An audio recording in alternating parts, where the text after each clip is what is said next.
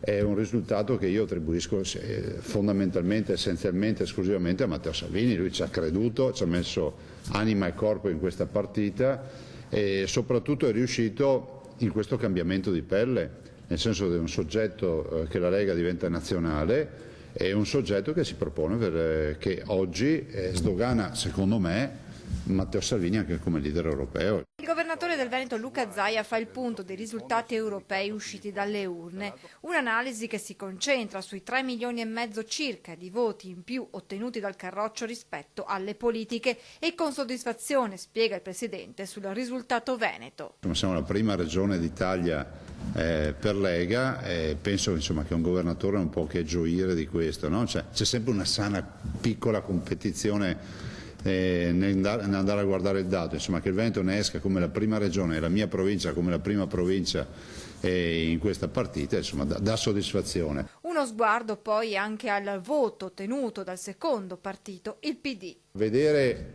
il PD che viene definito come l'araba fenice che risorge dalle ceneri, cioè il PD ha perso 187.000 voti rispetto alle ultime politiche.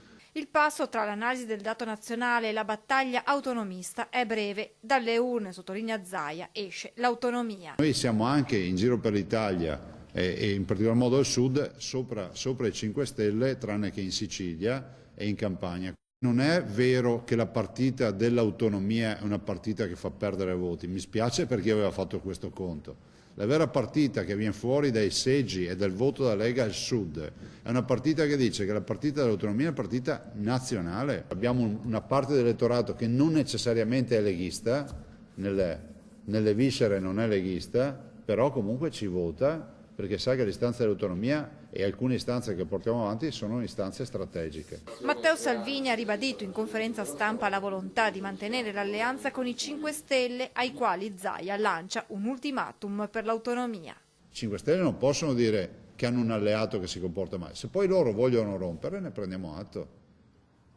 Però sull'autonomia i 5 Stelle dico adesso basta. Basta con manfrine, basta con teatrini. Basta con anche dichiarazioni poco rispettose nei confronti del ministro Stefani. Dire che non si è mai visto il progetto o dire che il progetto è scritto male vuol dire da un lato dire una bugia perché il progetto il ministro Stefani l'ha consegnato. Dire che è scritto male vuol dire non averlo letto. Allora, il popolo del Bignami basta.